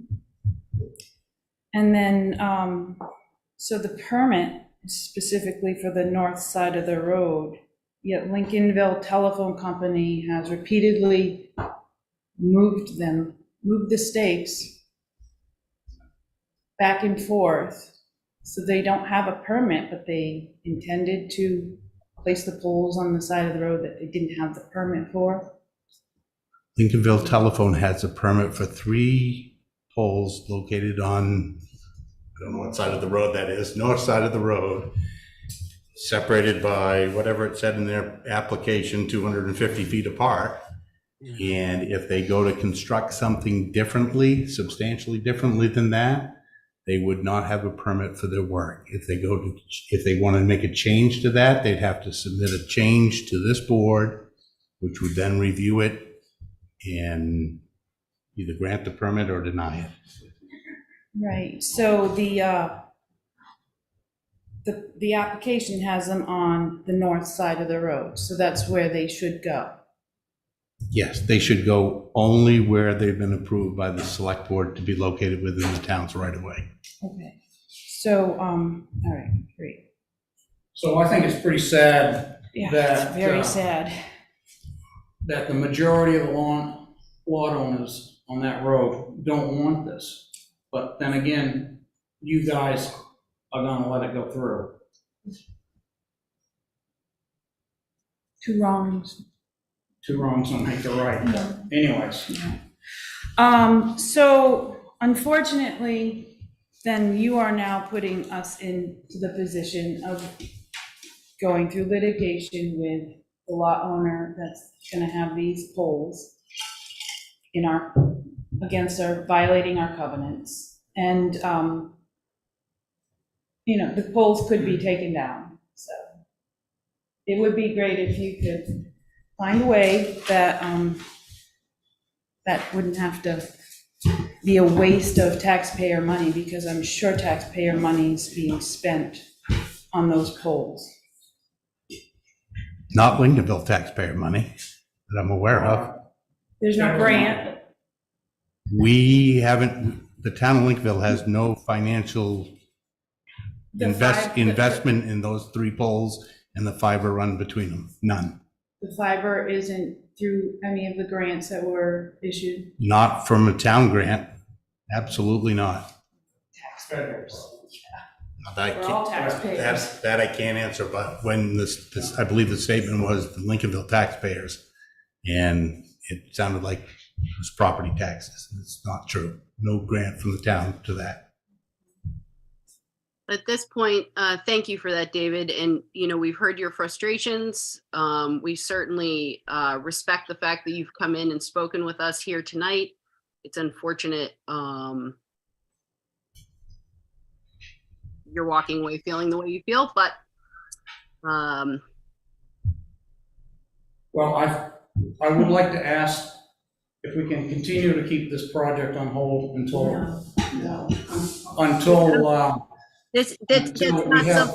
that's not something this board is going to entertain. That's not something the board can entertain. I think if you're looking to have a conversation with the wrong entity. I don't have the answer for you of who the right entity is, but again, we cannot conflate what the select board is able to do with your frustrations for what is happening. Right. I understand, but I just want you to know that the majority of the people don't want this. Do you understand, you guys understand that? We have heard you. We have heard you. Okay. All right, good enough, I guess. Is there anybody else?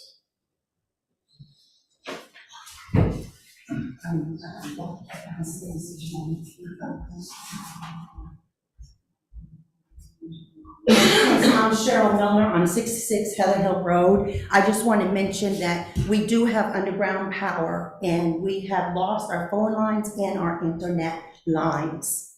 And I got a quote on how much it would cost for me to redo these when I've already done them from the beginning, 26 years ago, so we did follow rules, and we are not a part of the subdivision. But for me to have somebody to come and cut up my yard, go across the paved road and across my neighbor's paved driveway, and to get to the pedestal, whatever it's called, is $19,000,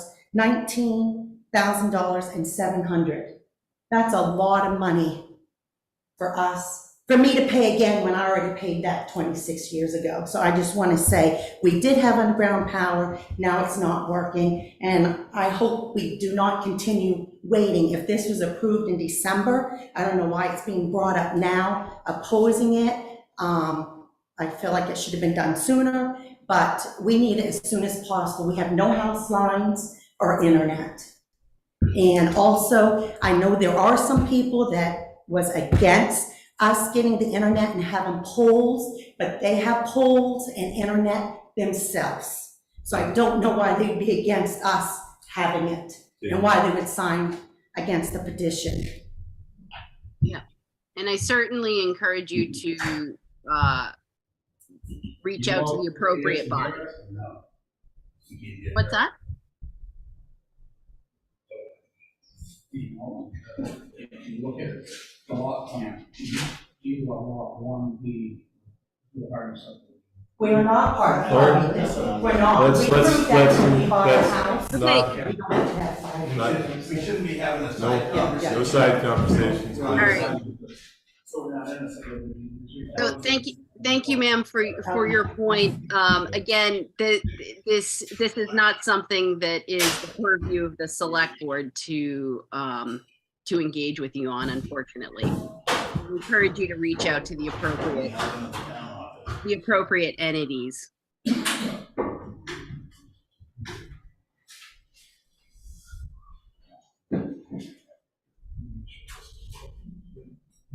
know the problem, huh?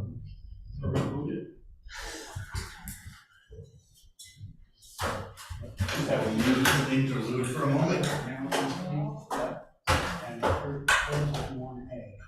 Lately? Yes. So I agree with everything you're saying. I just want to say, I'm not sure that people are hearing what you're saying, because it seems like what we've found is that we have two things. We have a subdivision, and on the land that the people have that is not part of the right of way, they need to be buried, right?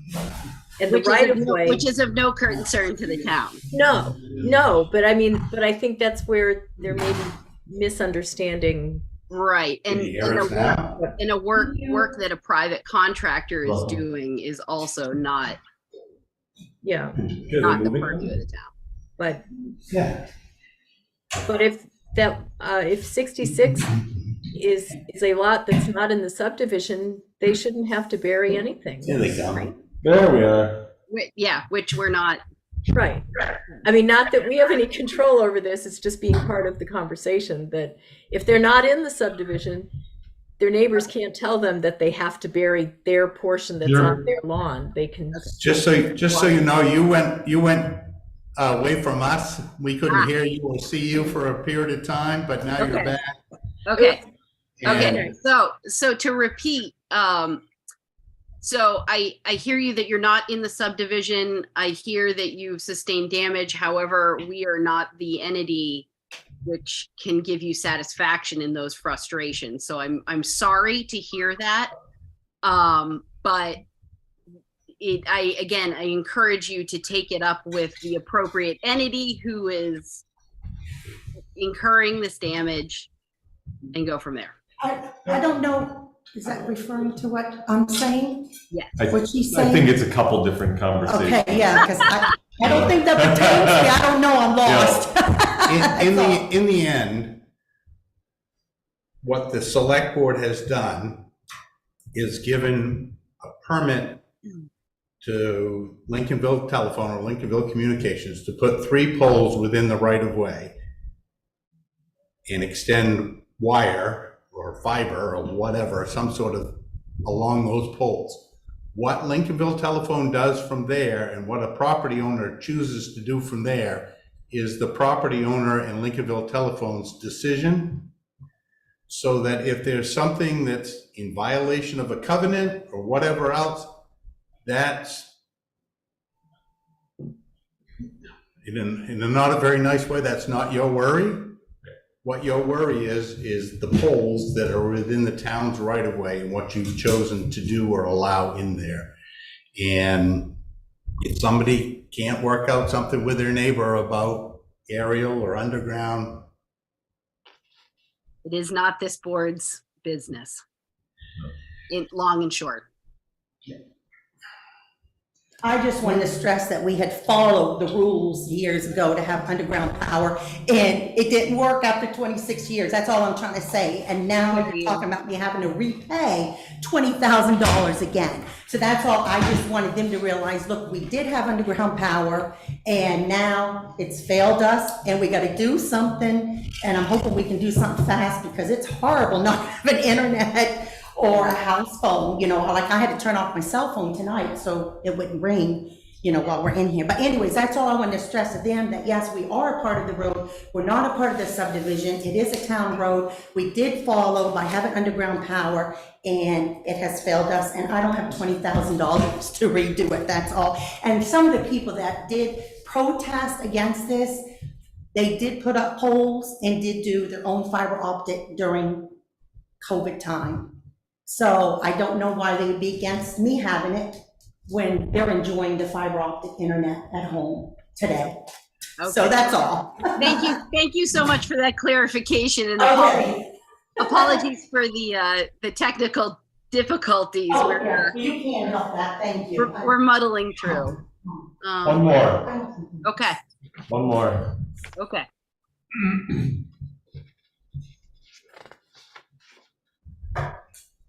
Howdy, I'm Marilyn Thorell from 68 Heather Hill, and I don't know exactly what's going on here, except for the fact that as of even last night, Alexis went out on us because of the internet problem due to the underground wiring. And I don't know why we're threatening Lincolnville and the selectmen in town, and I take offense to that.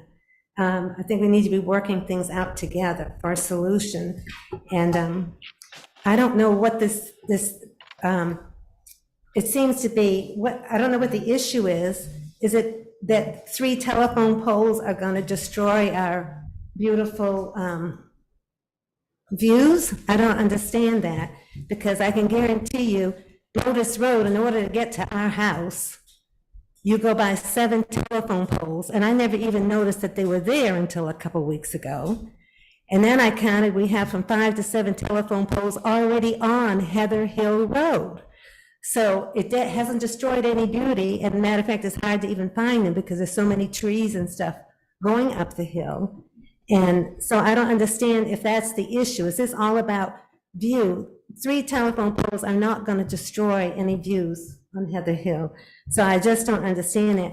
We have the ugliest solar panels in Lincolnville right down the road from us that we look at. They're needed. Sometimes you have to make changes. They might not be beautiful, and I certainly would rather not have to have telephone poles, but they tell us because of the hills, every time we cut the grass, the rocks are coming up out of the ground, and supposedly the rocks have cut the wiring underground.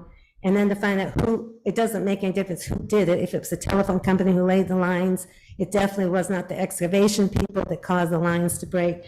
But the fact is that we do not have proper telephone or internet or the things that we need for in common life. And so there's six adults, so we seem to be not to be included on this.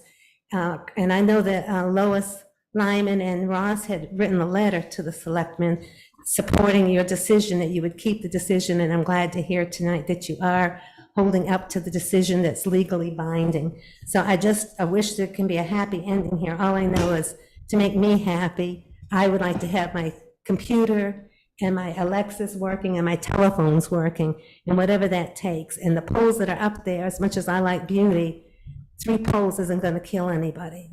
And we've got to be used to changes. Like, we didn't even have internet when we moved in 26 years ago.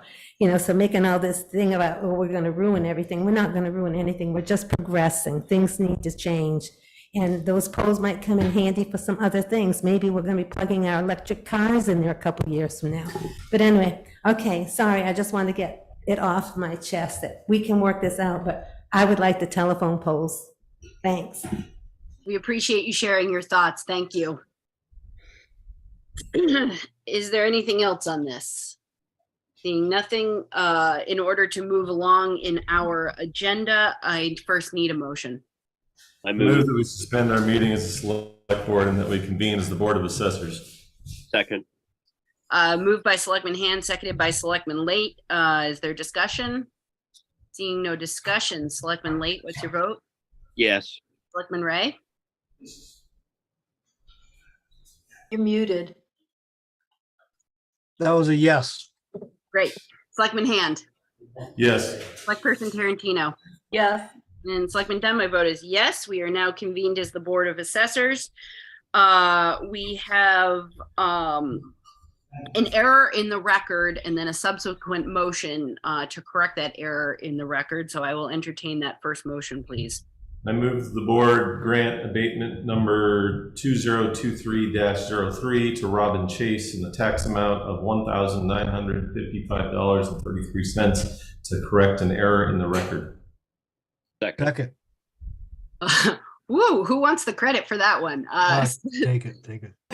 Moved by Selectman Hand, seconded by Selectman Ray. Is that Take it, sure? Why not? Sure, I'll take it. Yeah. Is there discussion? That would be assessor, not select. Assessors, thank you. Thank you. Assessors. You're welcome. Any discussion by the assessors? Seeing none, Assessor Late, Yes. Assessor Ray, Yes.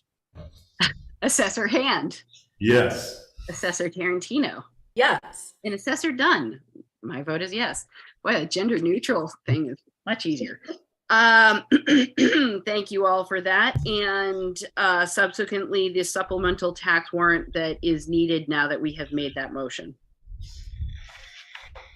I move that the board approve and sign the supplemental tax warrant for Susan Chase, account number 537, in the amount of $1,955.33.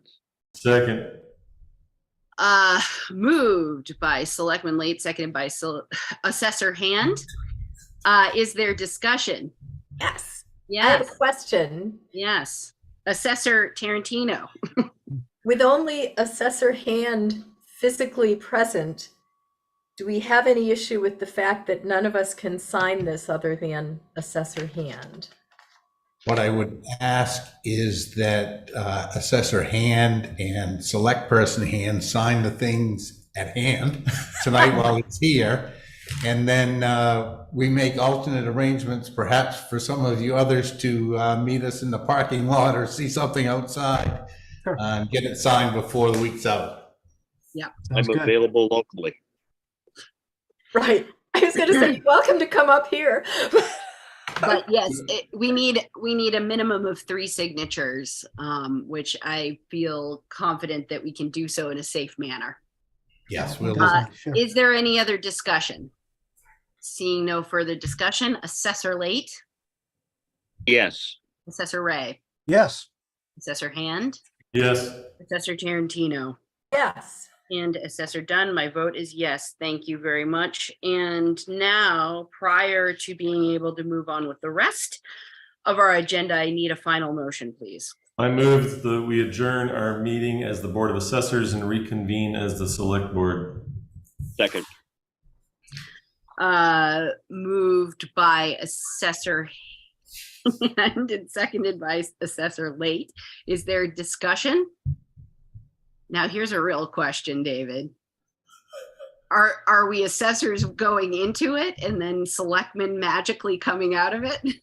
No, your assessor's going into it and select board members coming out of it. All right. So, Selectman Late, what is your vote? No, Yes. assessor late. Okay, now, Sorry.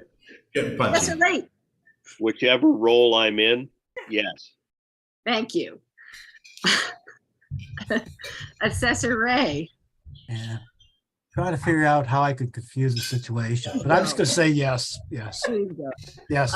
Assessor Hand, Yes. Assessor Tarantino, Yes. and Assessor Dunn. My vote is yes. We are now reconvened as the select board. I So, now identify as a select board member. thank you. I do too. That's good. So, moving rapidly along, David, would you care to chat briefly on this? Sure. Typically in the past, the select board has closed a portion of the Martin Corner Road to winter maintenance from the last residence as you leave the Heel Road to all the way to Moody Mountain Road. That authority rests with town meeting, but town meeting delegates that authority to the select board. You're required to have a public hearing, and I'm suggesting that you do that at your next meeting on the 25th of September. Excellent. As such, can I hear a motion, please? I move that the board conduct a public hearing regarding winter road closings at 7 p.m. on September 25th, 2023. Second, Moved by Select Person Tarantino and seconded by Select Person Late. Discussion. Seeing no discussion, Select Person Late, what's your vote? Yes. Select Person Ray, yes. Select Person Hand, Yes. Select Person Tarantino, Yes. and Select Person Dunn. My vote is yes. And since that motion was made, can I have a follow-up? Oh, David, this is a different, similar but different. And typically annually, I think it's almost always been annually, the state of Maine issues maximums for general assistance, which requires an ordinance change. This is one of the ordinances that the select board is authorized by statute to adopt and amend. And you need to have a public hearing before you can consider those maximums. And once again, suggesting your next meeting on the 25th. Thank you. Can I have a motion, please? I move that the board conduct a public hearing regarding the general assistant ordinance maximums at 7 p.m. on September 25th, 2023. Second. Moved by Select Person Ray, seconded by Select Person Late. Is there discussion? Seeing none. Select Person Late, Yes. Select Person Ray, Yes, Select Person Hand, Yes. Select Person Tarantino, Yes. and Select Person Dunn. My vote is yes, and the motion passes. Thank you. Moving rapidly along, the Maine Municipal Association Convention is coming up in October. David, do you want to expand on that at all? Just briefly, if anybody intends to attend that convention and wants to participate in the MMA business meeting, where they'll be considering some bylaw changes, the board needs to delegate that person as our voting delegate. And if nobody's going, we don't, and nobody has to do it. The meeting will be on without us, but. I am I'm not surprised to see your hand up. I'm sorry, but there are only 3 fingers on the screen. Wasn't my entire. No, I am planning to go, and I looked at that. So if you guys want, I can speak for you on the bylaws changes. But I've looked at them; they're really boring, and so I would have like, why would anybody care to talk on those? But I'm happy to if you want me to, because I'll be there. Boring. You mean resolute and concrete and Yeah, necessary. that's the word I was looking for. Yeah. So am I hearing that you wish to be nominated as a delegate? Well, if you want to vote on it, sure, I'll do it for you. But if you don't want to vote on it, I don't have to go to the meeting. It's up to you. But I'll be there in the building. That's what I'm saying. Okay. Yeah. Well, it's the board's pleasure. Yeah, it's up to you guys. Yeah. Do we wish to send Select Person Ray? Just think of it this way: Select Person Ray could be in Augusta having a beer during this during the business meeting, but instead you're going to send me to the business meeting. So it's, what do you guys want to do? That's all. It's up to you. Now you make us feel guilty about it. I know. I'm sorry. I'm hearing he doesn't want to Oh, no, worry about voting. You So mean he's the, telling us he's going to be there, but he doesn't want to be a delegate. apparently the glow of carrying out bureaucratic process isn't quite the same as It only goes so far, doesn't it? Yeah.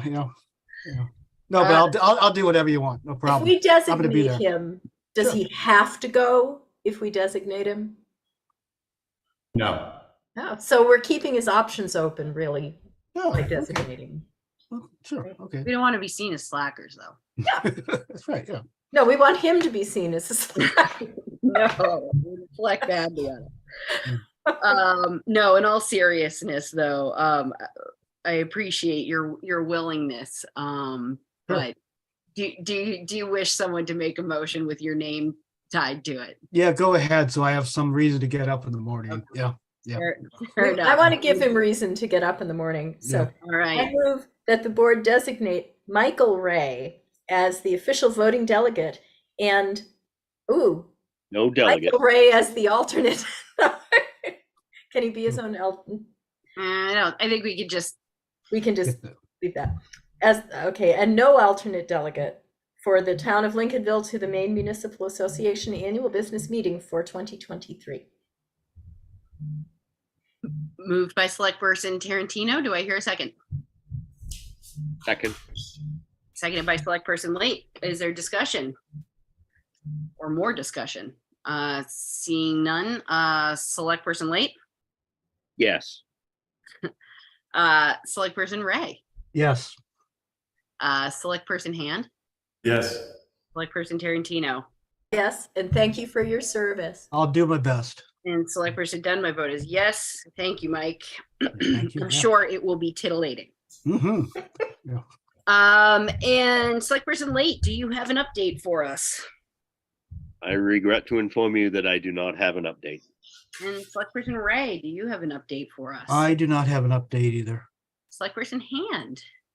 Only one note that on September 25th, I will be in an airplane flying to Las Vegas at the time of our meeting, so I will not be able to attend. A shame. And Vegas is a disgusting place, so it's nothing about Vegas. And I have no updates for the board at this time. Thank you. And David, I'm assuming you're making. Missed me. Oh, did I? I'm so sorry. It's okay. It's okay.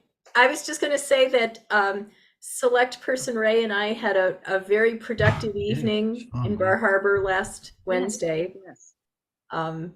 And so far, I think I dodged the COVID bullet. Knock on wood. So, that's all. Thank you. Thank you. And apologies again. Oh, no problem. My brain is working hard. And David, you made a note of Selectman Hand's